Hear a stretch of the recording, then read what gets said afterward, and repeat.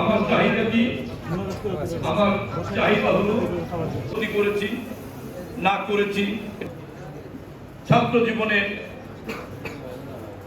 আপনাদের প্রতিনিধির সঙ্গে দেখা করতে যদি আপনাদের কঠিন হয় কথা বলতে আমাদের প্রাথমিক শিক্ষক স্যার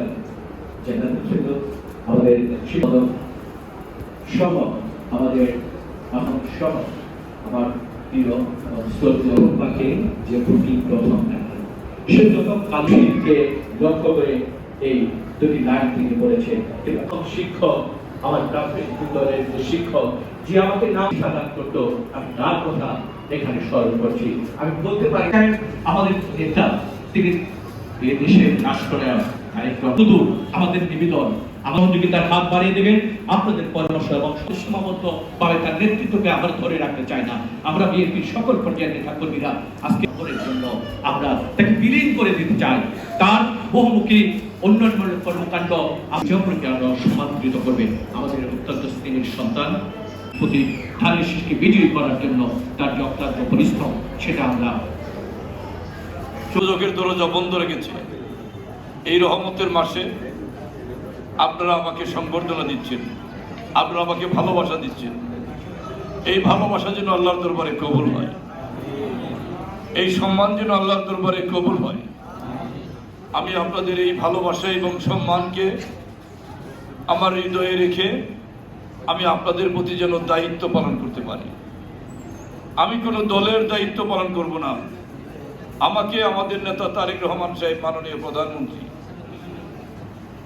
তিনি যখন দলের চেয়ারম্যান হিসেবে আমাকে মনোনয়ন দিয়েছিলেন, জনগণের কাছে পাঠিয়েছিলেন ধানের শীষ মার্কা দিয়ে। জনগণ যখন আমাকে ভোট দিয়েছেন, আপনারা শিক্ষকবৃন্দ আমাকে ভোট দিয়েছেন, সকলে ভোট দিয়ে আপনাদের প্রতিনিধি নির্বাচিত করেছেন। এখন আর আমি বিশেষ দলের এমপি নই। নির্বাচনের আগের দিন আমি বিএনপি মনোনীত প্রার্থী ছিলাম।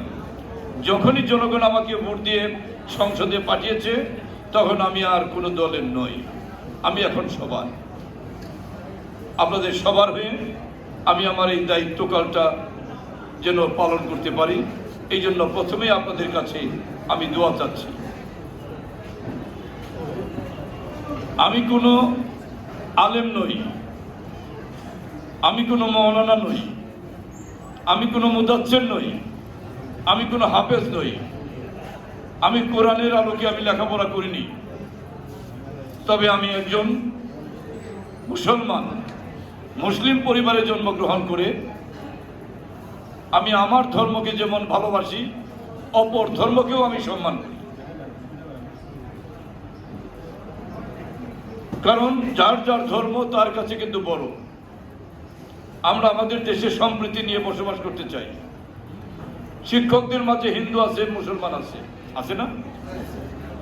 আমি মুসলমানকে এক দৃষ্টিতে দেখবো আর হিন্দু শিক্ষককে আরেক দৃষ্টিতে দেখবো, এটা হবে না। এটা হওয়া কি উচিত? এটা হওয়া উচিত নয়। শিক্ষকের পরিচয় হবে শিক্ষক, শিক্ষকের পরিচয় হবে শিক্ষক।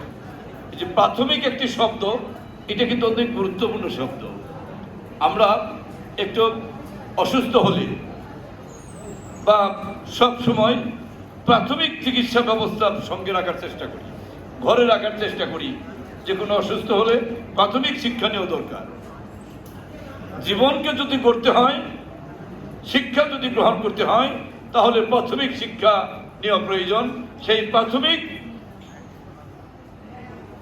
শিক্ষকবৃন্দ যারা, তারা আজকে এখানে আছেন। জীবনে হয়তো আপনারা শিক্ষা পেশাকে নিয়েছেন বেছে। এই পেশাটা অত্যন্ত সম্মানের এবং ভালোবাসার। এর চাইতে ভালো জায়গায় আপনি যেতে পারতেন, ভালো বেতন হয়তো পেতেন, কিন্তু এত সম্মান পেতেন।